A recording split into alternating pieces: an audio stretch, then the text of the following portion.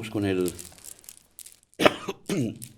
la tercera de las reflexiones fundamentales para practicantes, para meditadores, que es el tema del sufrimiento.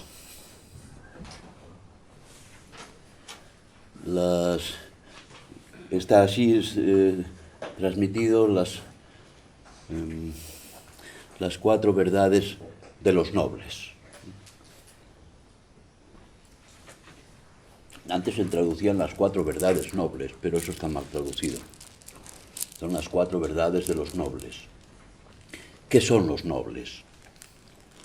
Los nobles son las personas comprometidas en el trabajo interior, en el trabajo meditativo, que salen de la comprensión burda del mundo.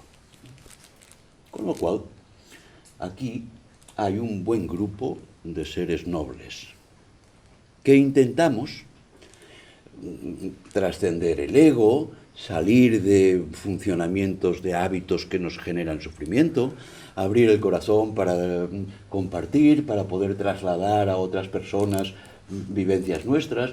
Somos practicantes, más, menos, pero somos practicantes, con lo cual somos seres nobles. Las cuatro verdades de los nobles.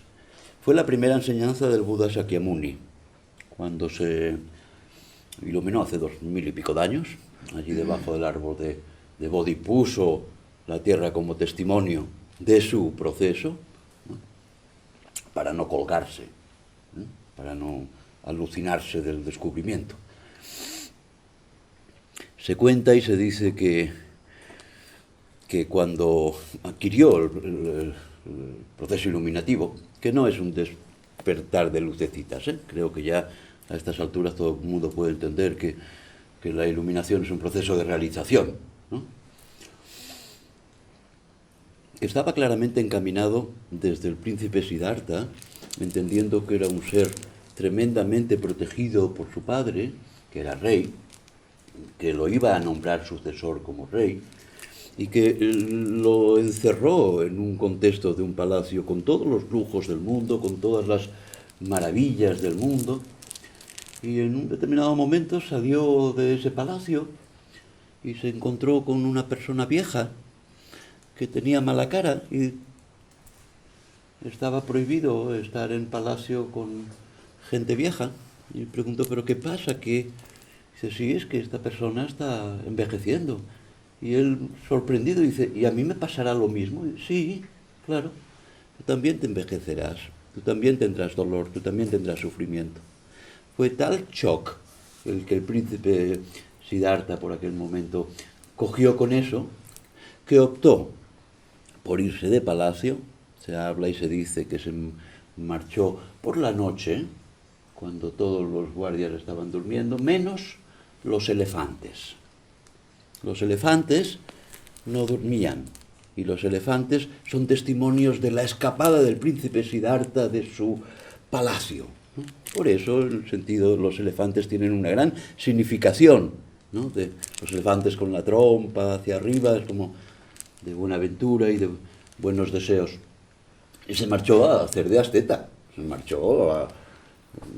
colgó la sotana de príncipe, por decirlo así, ¿no? Lo dejó absolutamente todo, todos los lujos, todo. Y se fue allí a las montañas, bajo un árbol, a hacerse asceta, a investigar. Era un gran investigador, una persona joven, inquieta, quería investigar eso, quería buscar la alternativa para el sufrimiento, porque es otra de las obviedades que no nos podemos escapar. El sufrimiento existe. Hizo, se calcula, creo que, si no me equivoco, 7 años de... ¿Sí? ¿7 años te suena? 6 años. O 6 años. 6 años. En 6 años adquirió el máximo nivel de realización. Claro, 6 años a 24 horas diarias. No, mucha práctica. O sea, no lo cogemos solo así, 6 años a un ratito, no, 6 años en ese sentido. Adquirió el proceso de iluminación, de realización. Es decir, y ahora explicaré un poquito más el sentido de su investigación, que es de las más apasionantes que existen en el mundo, ¿no? Y cuando se iluminó, cuando se realizó, cuando entendió la mente, decía el primer día, entender la mente es adquirir sabiduría. Cuando se hizo sabio, los 4 acompañantes, porque era una persona muy magnética, está claro, pero eran 4, ¿eh? No os penséis que había un montón de discípulos del Buda, no, eran 4 ascetas arreplegados que estaban por ahí debajo de los árboles comiendo las cagadas de paloma, ¿no? Como después se hicieron tremendamente significativos, pero no se trata de imaginar grandes producciones de gente. Entonces le dijeron, nos podías enseñar lo que has adquirido, ¿no? Y el Buda, ya iluminado, ya realizado, dudó. Y estuvo 15 días pensándoselo. 15 días. Y después empezó a dar enseñanzas. 84.000 enseñanzas dio. Porque murió con 80 y pico de años. Y estamos hablando de su iluminación más o menos en la edad de Cristo, de unos 30 o después. Se pasó 50 años enseñando. O sea, claro, obviamente, de ahí las 84.000 enseñanzas que dio el Buda, ¿no? Príncipe Siddhartha en el palacio de su padre, pero cuando adquirió la iluminación, las realizaciones, cuando se le atribuyó, cuando se le pone el nombre del Buda, que quiere decir el despierto. Despertó en el árbol de Bodhi. La primera enseñanza del Buda son las 4 verdades de los nobles, las 4 verdades de los practicantes. Así empezó el giro de la rueda del Dharma, de la rueda de las enseñanzas, con esta primera clase, de alguna forma, o enseñanzas del Buda.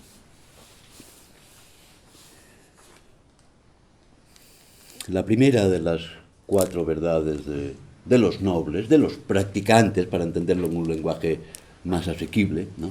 No entendáis los nobles como personas de sangre azul, ¿eh? No hablo de aristocracias, ¿eh? No hablo, la sangre de los nobles es roja como la sangre de los tontos, como la sangre de los animales, no hablamos de elementos de palacio. Él salió de ser el heredero de un rey, el príncipe, dejó de ser príncipe Siddhartha para convertirse obviamente en un asceta y de ahí en un Buda o ser despierto. La primera de las 4 verdades de los nobles es la verdad del sufrimiento. Es decir, existe el sufrimiento, Está descrito también en esta preciosa filosofía que existen en el mundo 6 niveles de existencia, 6 formas de existencia. Pero las formas de existencia es importante que las intentemos entender y así lo transmiten los maestros.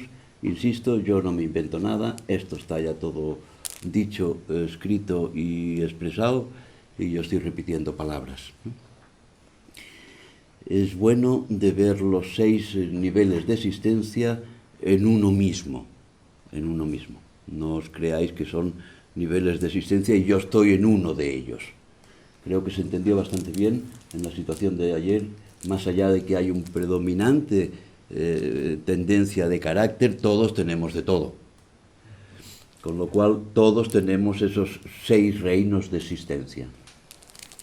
Existen los seres infernales, que obviamente tienen sufrimiento. ¿Cómo no van a tener sufrimiento? Se mueren de frío, se mueren de calor. Sufren mucho. Los seres infernales está descrito en la profundidad de estos 6 niveles de existencia, la peculiaridad y el detalle, pero no voy a entrar en todos los detalles porque sería larguísimo de explicar, pero obviamente que los seres infernales, entendiendo el infierno como una parte en la que te quemas o una parte en la que te congelas, obviamente tiene un alto nivel de sufrimiento. Y sí, todos en algún determinado momento estamos helados de frío o estamos con un infierno de calor.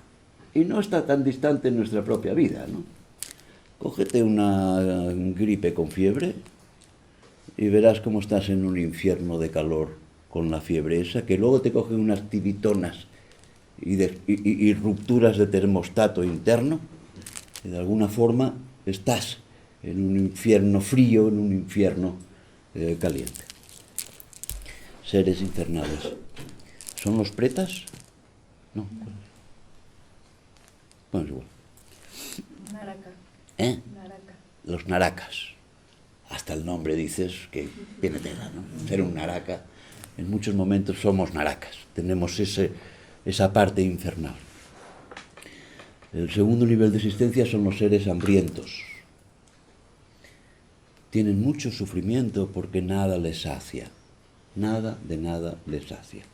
Y no tienen posibilidades. Hay una descripción incluso gráfica de los seres hambrientos, en los que el esófago es como del tamaño de un pelo y por ahí no puede entrar alimento, con lo cual obviamente que tienen mucho sufrimiento, porque no todo el hambre en nosotros es saciada. A veces tenemos hambre de amor, a veces tenemos hambre real y no tenemos tantas posibilidades de comer, y eso en el mundo hay mucho, ¿no? Seres hambrientos.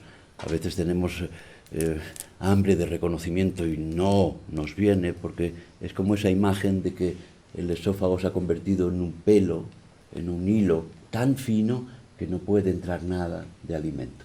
En momentos nos sentimos seres hambrientos. Después están los animales. Los animales sufren. Todos los animales sufren. Y sobre todo sufren porque tienen mucho miedo los animales. Siempre están alerta porque tienen miedo a que venga un animal mayor y se los coma. Todos los animales están asustados, porque puede venir una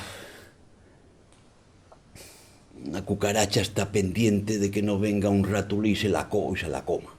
O un ratulí está pendiente que puede venir un gato. O un gato está pendiente que puede venir un perro. O un perro está pendiente que puede venir un león. Y los peces en el mar están todos, como venga una ballena, nos vamos todos a la mierda, nos comen. Están tremendamente asustados y tienen muchísimo sufrimiento, porque en cualquier momento se los pueden comer. Después están los humanos, en el cuarto nivel de existencia. Los humanos es obvio que tenemos sufrimiento. ¿Por qué tenemos sufrimiento a pesar de ser humanos, no? Creo que está bastante claro. Porque tenemos un ego y unos hábitos de hacer que nos generan sufrimiento. Porque tenemos tendencias perfeccionistas, porque tenemos tendencias de soberbia, porque tenemos unas tendencias de superficialidad, unas envidias, unos vicios o unos hábitos erróneos que nos generan sufrimiento, y creo que ahí es incuestionable, y ahí andamos, como seres humanos, viendo a ver qué hacer con todos esos hábitos y con todos esos errores de funcionamiento con nosotros mismos que nos generan sufrimiento. No creo que haga falta expresar mucho más, ya lo tenemos bien claro. Existen después los semidioses. Dices, bueno, estos ya casi no deben sufrir. No. Todos los semidioses, como son compiten y se meten unas guerras y unos líos porque quieren ser dioses y no pueden, con lo cual pegan codazos, hasta asesinan, matan a los otros semis a ver si se quedan ellos solos y se convierten en dioses, y desde ahí se sufre mucho porque es una continua competencia. Y cada uno de nosotros también tenemos una continua competencia por ser más, por ser el escogido, por ser el que gane la partida, de alguna forma. El que tenga mejor calidad de vida, el que tenga más profundidad, el que tenga más grado de iluminación, el que tenga más realizaciones, el que tenga más medallas. Estamos compitiendo, ¿no? Y luego están los dioses. Uno pensaría, bueno, los dioses, estos no sufren, porque como ya han llegado a ser dioses, todo decíamos esta mañana que es impermanente. Y los dioses se caen. Y genera y produce un gran sufrimiento cuando habiendo sido Dios, lo pierdes todo. Y también podemos tener, porque hay mucho pelo blanco aquí, también podemos tener vivencia en nuestra vida de eso. Subidón, subidón, subidón, éxito, éxito, éxito, a nivel empresarial, a nivel familia, a nivel amor, y vamos, y nos sentimos como endiosados en eso, pero todo se acaba. ¿Y qué le sucede a un gran trabajador, 40 años dedicado a una empresa, y la empresa dice, bueno, jubilación, 4 o'clock? Se acabó el prestigio de significación. O que la empresa no va bien y te echan. O que tienes un éxito y te sientes como un dios en el amor y va y se muere la pareja.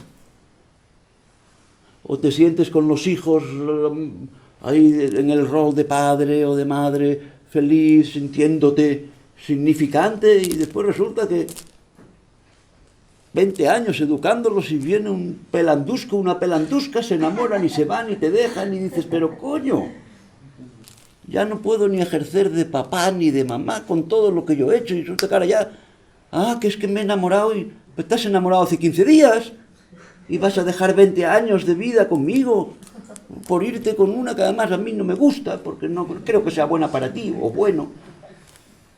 Nos quitan el reinado, nos quitan el reinado.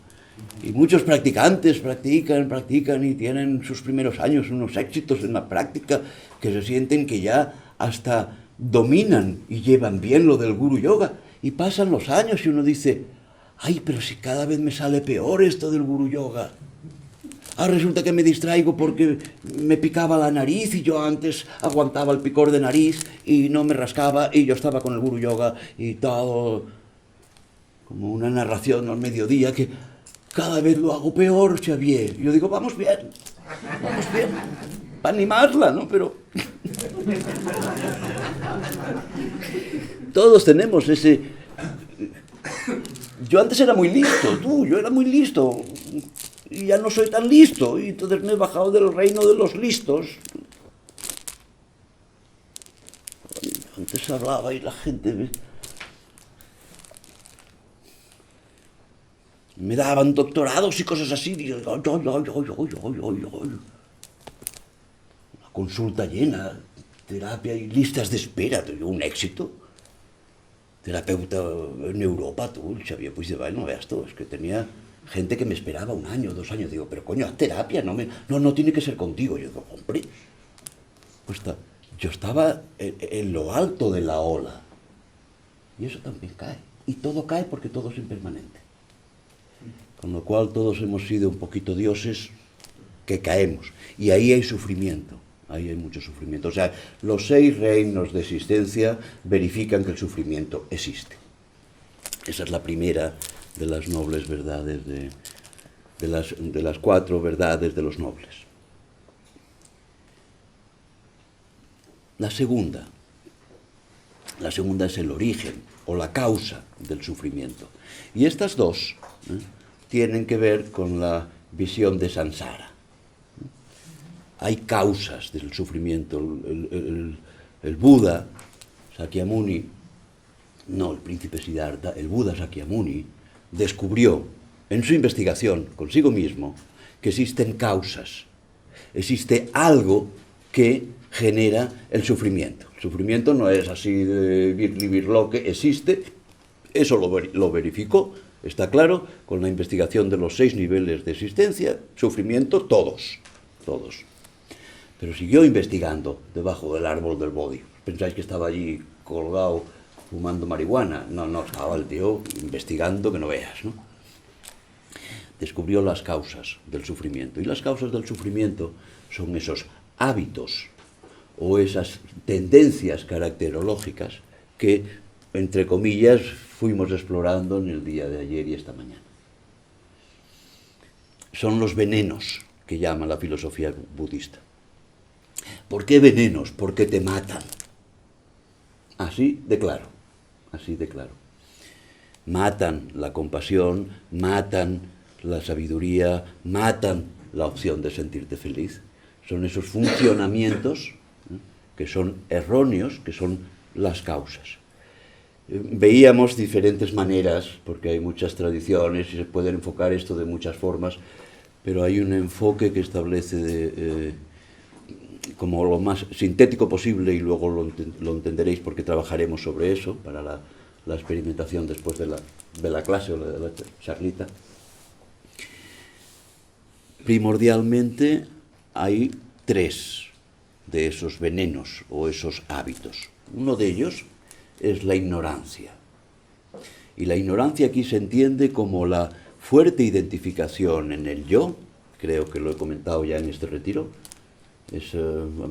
Los maestros te dicen busca el yo, y como no lo encuentras, estás de alguna manera utilizando una expresión, sí lo he dicho esta mañana con él. Ya que estás con libreta, yo mimé contigo caca de la vaca. ¿Vale? Apúntatela, sí. La fuerte identificación en el yo es una gran ignorancia. Y la otra gran ignorancia es el sentido de la dualidad. Es entender que todo es dual, que todo se mueve entre blanco, negro, papá, mamá, izquierda, derecha, arriba, abajo, bien, mal, aprobado, suspendido, una lista inmensa de dualidades, ¿no? No. Somos uno y se trata de integrarnos en la unidad, no en la dualidad. La dualidad es el principio de la esquizofrenia, es el principio de la locura, es el principio del malestar. Yo, tú, y aquí nos metemos guerras, nos metemos conflictos, y pretendemos entendernos, etc., ¿no? La gran ignorancia es la identificación en el yo y la identificación en la dualidad. Existen otras 2, muy sintéticas, en los venenos de la filosofía budista, otros 2 que es el exceso de sí y el exceso de no.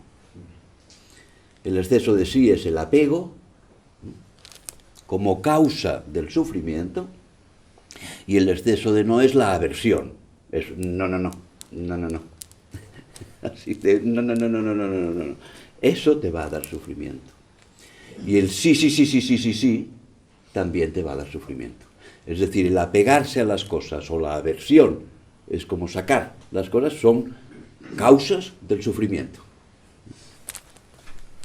O sea que tenemos la ignorancia con el yo identificado fuertemente y con la dualidad, tenemos el apego y tenemos la aversión. Esas fundamentalmente son las causas del sufrimiento.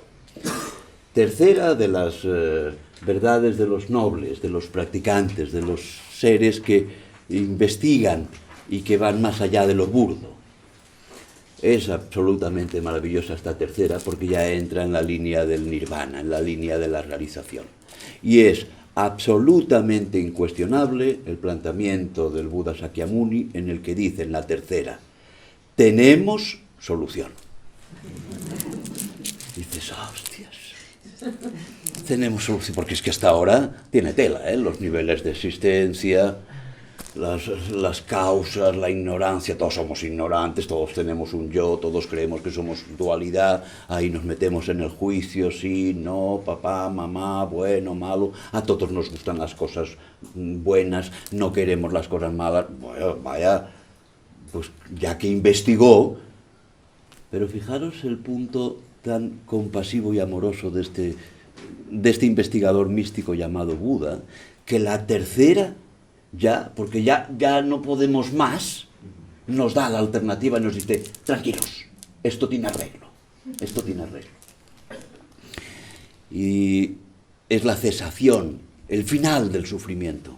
Buda dijo, se puede llegar al final del sufrimiento. O sea que tenemos solución. Tremendamente compasivo. Y la cuarta, y por eso digo yo el punto de compasión del Buda Sakyamuni, porque en la cuarta es el camino facilitador para la cesación, para el final del sufrimiento. Teóricamente correspondería, claro, quizás que sea la tercera el camino, ¿no? Racionalmente primero el camino y así después llegamos al final. No, el Buda Sakyamuni ya empatizó con todos nosotros. Le dijo, no, vamos a decirles que tiene solución antes y luego que empiecen a hacer el camino. ¿Qué es el camino? El camino es la práctica. El camino es aprender lo que estamos aprendiendo. El camino es dedicarse a esa investigación, dedicarse a ese punto de conciencia, seguir las indicaciones de un maestro cualificado, trabajar en los mudras, trabajar en la atención, trabajar en la meditación, trabajar en el guru yoga, en las 84.000 instrucciones que el Buda dio. ¿Por qué tantas? Porque somos muy diferentes. Y no todo el mundo tiene el mismo nivel. Y era muy real este hombre. Ni el mismo nivel, ni la misma capacidad, ni la misma posibilidad. Y es que existen las personas que están en el campo y que están en su vida llevando un arado, y que su vida es llevar un arado, conseguir un poquito de verdura y no pasar frío. Y existen personas que van a la universidad, y existen personas con coeficientes intelectuales diferentes, y existen subnormalidades, y existen de todo tipo de personas. Y hay meditación para todo tipo de personas. Eso es un ser compasivo. Eso es un ser compasivo. No es porque fuese así tan espabilado de decir, bueno, era espabilado, claro que sí, pero no porque quisiera dar tantas enseñanzas, es porque hay mucha necesidad. Y porque su compromiso es un compromiso, fue un compromiso y es un compromiso de compasión absolutamente para todo el mundo. Absolutamente para todo el mundo, indistintamente de la capacidad, indistintamente de la intelectualidad, del coeficiente intelectual, de la edad, de la cultura, de si eres de campo, si eres de pescado, si eres de carne, si eres de, jo què sé, catalanet, nepalí, tibetà, mort de fred als Himalayas o ple de calor al tròpic, no? Hi ha meditacions per als tropicals, per als muntanyencs, per als intel·lectuals, per als tontos, per als vells, per als que la cognició ens falla, per tot, 84.000. Quina generositat, quina generositat. I quin acte compassiu dins, abans de la instrucció i del camí a recórrer, el plantejament de la tercera. Que hay final, tu, que tiene arreglo el tema del sofriment. A mi em sembla que em commou aquesta disponibilitat del Buda Sakyamuni dient, ei, no os agobiéis tanto, no os agobiéis, tranquilos, hay unas causas, sí, el sufrimiento existe en todos los niveles de existencia, pero os podéis salir de eso.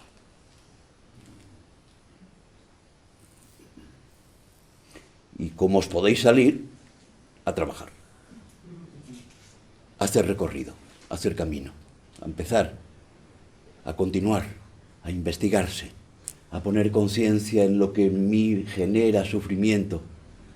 Mañana veremos, porque claro, todo tiene un efecto y todo tiene una causa, y lo que genera sufrimiento en mí también genera sufrimiento en el otro, ¿eh? No os penséis, no os penséis. Cualquier pensamiento que yo genero, ese pensamiento también llega al otro y le produce cosas, y mis emociones, y mis sensaciones, y estamos como una xarxa, ayer en la película salía, como una xarxa interconectada, absolutamente de todos con todos, ¿no?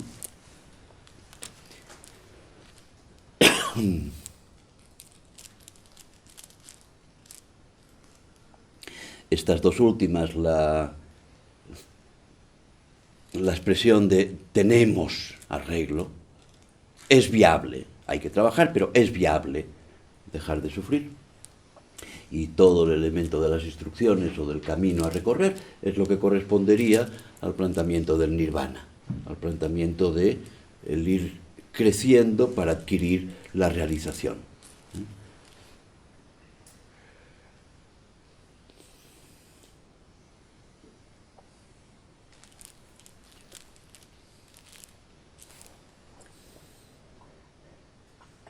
Qué gusto, es muy entusiasmante, estoy con una emoción ahora, un subidón que me está dando.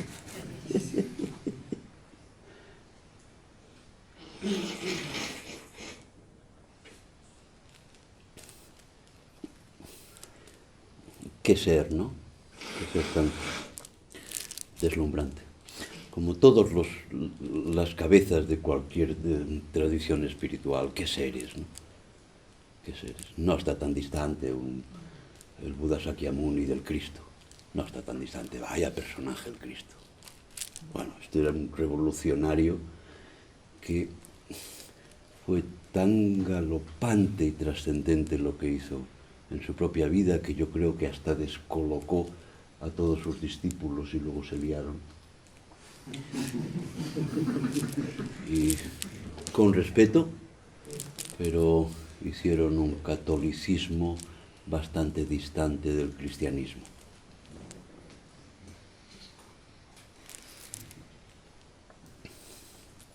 Qué personajes, qué personajes. Como para prestarles toda la pleitesía, bajar la cabeza, aprender, reconocer y pedirles que nos echen una mano. Pedirles que nos echen una mano. Pedirle a los de arriba que nos echen una mano. Porque nosotros somos pedestres, hacemos lo que podemos, pero que nos echen una mano, ¿no? Que es la única alternativa. La única alternativa. Que se hagan presentes, que aprendamos a hacerlos presentes, porque esos seres de ahí arriba, con esas capacidades tan inmensas de compasión y de sabiduría, que no tienen ni forma y que no hay palabras para poderla expresar de lo magnánimo que implica, es en el fondo la inspiración para poder ser feliz, y es lo que de alguna manera nos ayudará el día que hagamos la última expiración.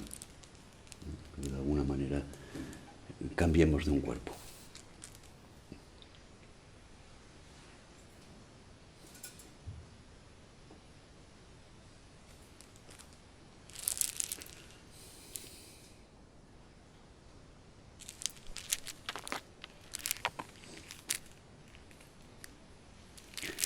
Yo creo que vale la pena hacer un poquitito de unos minutos de descanso para venir a coger ya unas instrucciones y un tema concreto de cómo trabajar. Vamos a trabajar con el tema del sufrimiento, porque el sufrimiento tiene una tendencia un poco caotizante, ¿no? Parece como un humo negro, y yo creo que hay que atreverse como meditadores y buscadores a poner la lupa de aumento, a darle todo un nivel de conciencia, y es bueno saber de mi sufrimiento, y eso ya después lo estructuramos para trabajar, cuál es la causa, cogiéndonos este patrón de ignorancia, este patrón de aversión o de apego.